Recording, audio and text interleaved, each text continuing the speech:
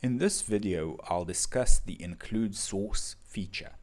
With include source, we can get the native OS source code as a result of a build. This allows us to debug and profile on devices.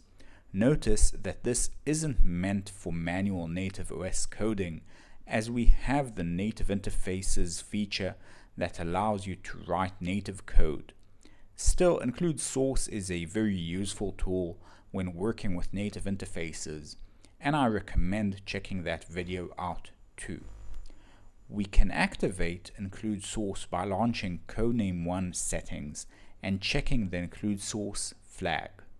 Once that is done, we can send a build to the servers. The resulting build for iOS and Android will include an additional source file that includes a native OS project. In this case, we see two builds of the kitchen sink demo. For iOS, we have the sources tar.bz2 file, which includes an Xcode project. For Android, we have a sources.zip file, which includes an Android Studio Gradle project. We'll go over both soon, but first I want to discuss a couple of points. When you build a codename1 project with include source turned on, we just zip the project we generated in the server. This slows down the build, which is why this isn't on by default. You need a basic or higher subscription for this to work, since it slows down the build. I'll only discuss iOS and Android in this video, but include source works for other platforms too. When we download and unzip the respective source archives, we can see the Android and iOS source structures. The iOS sources are stored under the dist directory. You will notice two important files: the Xcode proj, which intuitively seems like the right file, but it's not, and you shouldn't open it.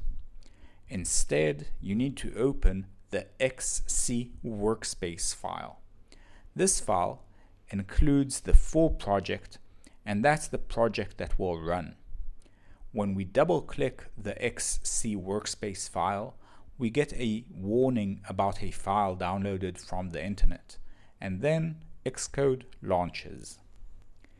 In the launched file, we can just press play to run the project in the native simulator or on device. Notice you can connect your device and run directly on it. The iOS simulator launches, and you can run the app using Apple's native functionality, although Apple doesn't implement all features in the simulator. A good example is push, which doesn't work on the native simulator and only works on the device. Running in the native OS is valuable because you can debug and profile on the device. This is the About dialog for the app. Let's put a breakpoint on the dialog show functionality so we can debug that. I'll put a breakpoint on all dialogs by searching for the dialog class. This class is translated to native code as a file ending with dialog.m. Notice the files are just package names and class names with underscores. I'll search for the show method that accepts 4 strings. The method naming convention is 3 underscores after the method name, followed by the argument types. This allows method overloading.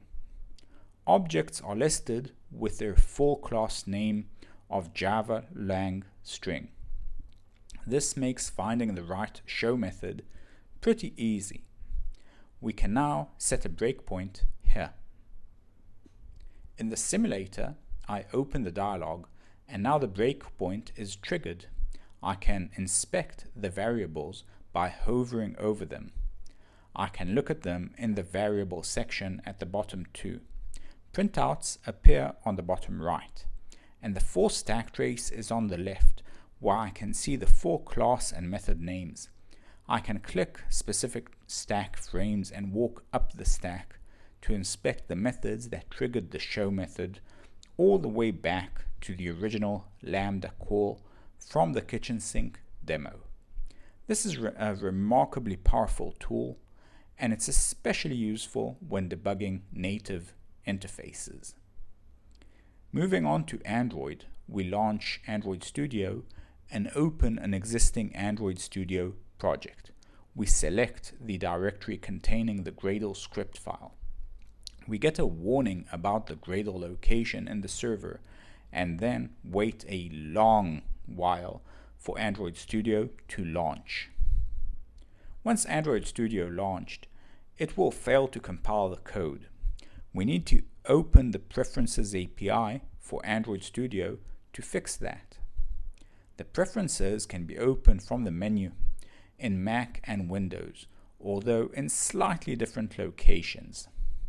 Inside the preferences, we need to select the Build Tools section and pick the current local copy of Gradle, which you can download from the web. Right now we need Gradle 2.11, but this could change, so we suggest checking out with our support if this changes in the future. Once the local Gradle is configured, you can just press OK and everything will update automatically.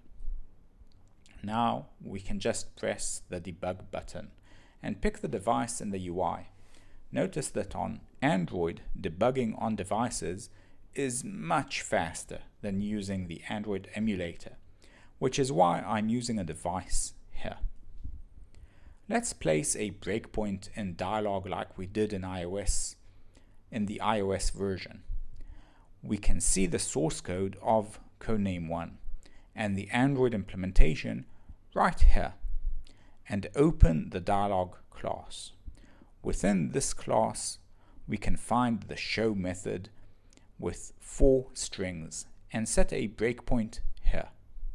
Now I can just click the dialog button on the device and we hit the breakpoint. Again, we can step through the stack and inspect variables, but notice an interesting thing. When I try to go to the classes from the kitchen sink, it shows me binaries, not sources. The reason for this is simple.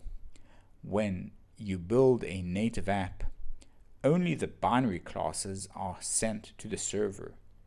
In Android, we can just package the class files and move along.